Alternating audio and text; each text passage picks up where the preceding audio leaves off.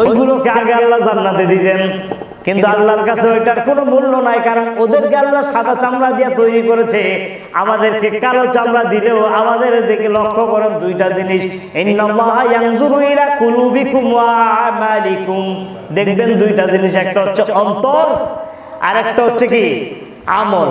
এই দুইটা জিনিস আপনারা দেখবেন, চেহারা, সুরত, আকৃতি, হাত পা আছে কিনা, এইগুলো আল্লাহ পাক রব্বুল আলামিন তাকাবেন না, দেখবেনও না।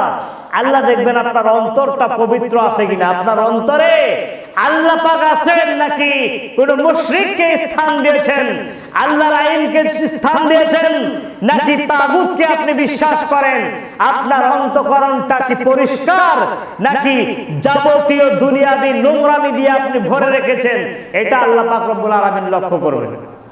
আর একটা লক্ষ্য করবেন আপনার আমল নামা কি হবে, ভালো না মন্দ, আমল নামা কি নিয়ে আসছেন, সওয়াব দিয়ে পরিপূর্ণ করে নিয়ে আসছেন নাকি গুনাহ দিয়ে পরিপূর্ণ করে নিয়ে আসছেন, এইটা আল্লাহ পাক রব্বুল আলামিন আপনার আবার দেখবে। কাল্লা, আল্লাহ বলেন কখনো নয়, বাল তুকাদ্দিবুনা বিদ্দিন, তোমরা পুরস্কার দেওয়া এবং শাস্তি দেওয়ার দিনকে মিথ্যা প্রতিপন্ন করছো।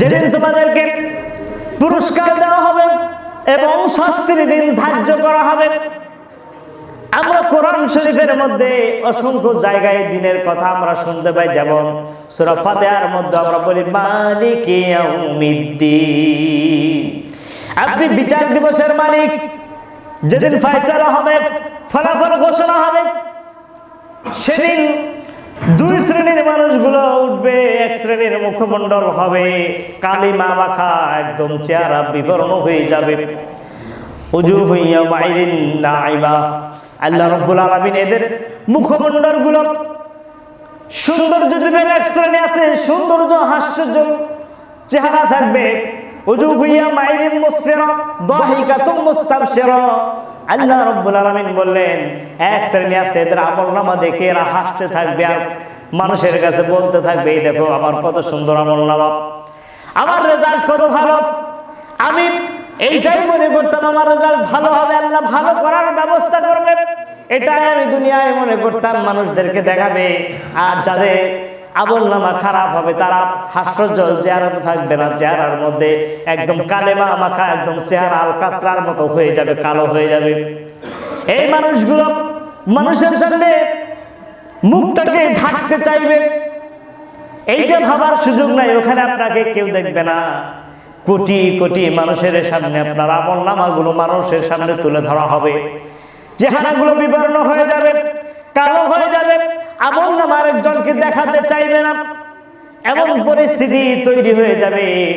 আল্লাহ রাব্বুল আলামিন বলেন তোমরা ওই দিনটার কথা ভুলে যেও না, ওই দিনটার কথা স্মরণ রাখবা, যেদিন কোটি কোটি মানুষের সামনে তোমার আমলনামাগুলো তোমার সামনে দেওয়া হবে, উপস্থিত করা হবে, মানুষগুলো তোমার আমলনামা দেখবে, তোমার চেহারার দিকে তাকাবে, তোমার চেহারা কেমন অবস্থায় আছে, এইগুলো তুমি দেখবে। সেই দিনের কথা তোমাকে কিসে ভুলিয়ে রেখেছে, তুমি কি স্মরণ করো ওই দিনগুলোর কথা? ওয়া ইন্না আলাইকুম লাহাফিজিন, তুমি ভেবে রেখো না তোমার পিছনে কাউকে আমি নিযুক্ত করি নাই, তুমি মনে রাখবা তোমার পিছনে আমি হাফিজিন দুইজনকে নিযুক্ত করে দিয়েছি, যে দুই ফেরেশতাকে নিযুক্ত করে দিয়েছি, এই ফেরেশতারা তোমার ভালো আমলনামাগুলো সওয়াবগুলো লিখতে থাকে আর গুনাহগুলো লিখতে থাকে। একটু কম করে না, নাম আল্লাহ দিলেন কিরামান কাতিবিন, আমরা মনে করি কিরামিন আর কাতিবিন এই দুইজন ফেরেশতার নাম, না, কিরামান মানে হচ্ছে সম্মানিত আর কাতিবিন মানে হচ্ছে লেখক।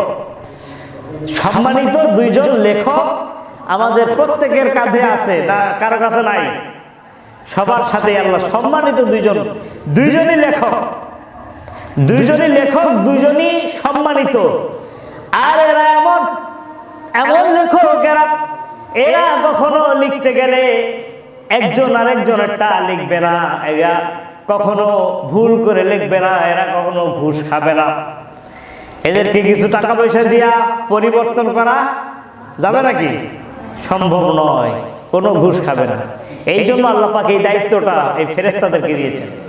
আর এই ফেরেশতারা এমন ক্ষমতাধর হওয়া সত্ত্বেও আল্লাহ রব্বুল আলামিনের নির্দেশ অনুযায়ী ছাড়া, আল্লাহ পাক রব্বুল আলামিনের নির্দেশ ছাড়া কোনো কাজ এরা করে না। এরা আল্লাহ পাকের নির্দেশ ছাড়া কোনো কাজ করে না, নিজের থেকে কোনো কিছুই করে না। এরা যখন একজন ভালো বান্দা যখন ফজর নামাজ কাজা করে ফেলে, ফজর নামাজ যখন পড়ে না, দুইজনে কিন্তু সম্মানিত ফেরেশতা, খারাপ ভাবার কোনো সুযোগ নাই। ডান পাশেরটা আপনার বন্ধু আর বাম পাশেরটা আপনার শত্রু, এইটা ভাবার কোনো সুযোগ নাই। দুইজনে সম্মানিত ফেরেশতা আর দুইজন আল্লাহর নির্দেশে কাজ করে। এই একজন ফেরেশতা গুনাহটা লিখতে থাকে, লেখার জন্য চেষ্টা করে, ফজর নামাজ পড়ে নাই, সাথে সাথে লিখে ফেলি।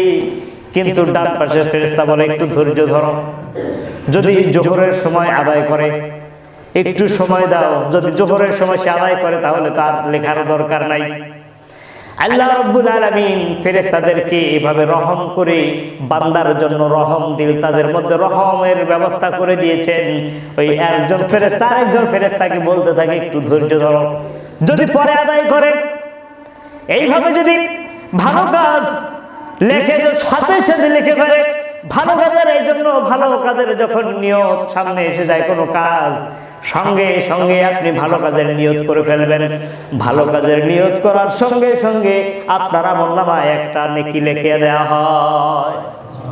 যদি নাও করেন ভালো কাজটা, যদি নাও আপনি করেন, যদি আপনি খালি নিয়ত করেন ভালো কাজের, তাহলে সাথে সাথে আল্লাহ পাক আপনাকে একটা লিখি, ফেরেশতা একটা লিখি লিখে ফেলেন। কিন্তু যখন একটা পাপ করেন, ওই পাপের জন্য আপনি যদি তওবা করার সুযোগ আল্লাহ পাক রব্বুল আলামিন দেন, এই ফেরেশতাদেরকে বলেন যে তোমরা একটু দাঁড়াও, দেখি বান্দা ফিরে আসে কিনা। বান্দাকে আল্লাহ কত ভালোবাসেন দেখেন, আপনার নিজেকেও আপনি অত ভালোবাসেন না, আল্লাহ আপনাকে যত ভালোবাসেন। এভাবে আল্লাহ রাব্বুল আলামিন দুইজন ফেরেশতাকে নিযুক্ত করে দিয়েছেন, এরা পরিবর্তন করে না। ইয়ালামুনা মা তাফআলুন, আর আপনি এমন কোন কর্ম করেন না যেই কর্ম সম্পর্কে ফেরেশতারা জানে না। সব কিছু সম্পর্কে আপনার দিনে রাতে সব সময়ের জন্য তারা আপনার জন্য পাহারাদার। সব কর্ম সম্পর্কে আপনি যা কিছু করেন তারা ওয়াকিফাল আছে, জানে। ইন্নাল আবরারা লাফি নাঈম, আর আল্লাহ পাক রব্বুল আলামিন বললেন যারা নেককার লোক তারা থাকবে পরম আনন্দে, নাঈমে, শান্তিপূর্ণ জায়গায়, জান্নাতের মধ্যে নেককাররা থাকবে, তাদের বাসস্থান হবে জান্নাত, আর তাদের নাজ নিয়ামতগুলো অনেক অসংখ্য। ওয়া ইন্নাল ফুজ্জারা লাফি জাহিম, আর যারা বদকাজ করবে, যারা গুনাহ কাজ করবে, গুনার পাল্লা ভারী হয়ে যাবে, তাদের বিচার বড় কঠিন হয়ে যাবে। আর তাদের বিচার আল্লাহ পাক রব্বুল আলামিন কঠিন করে দিবেন। গুনাহগারদের বিচার কঠিন হবে, কিন্তু যদি নেককার হয়, গুনাহ করেছে, আল্লাহ পাক রব্বুল আলামিন চাইলে তাদের ক্ষমা করে দিতে পারেন, তাদের জন্য সহজ হবে। আল্লাহ যে বান্দাকে ক্ষমা করতে চাইবেন তার হিসাবটাকে সহজ করে দিবেন। এজন্য সব সময় যখন দোয়া করবেন আল্লাহর কাছে বলবেন আল্লাহ আমার হিসাবটা আপনি সহজ করে দিয়েন, সহজ করে দিয়েন।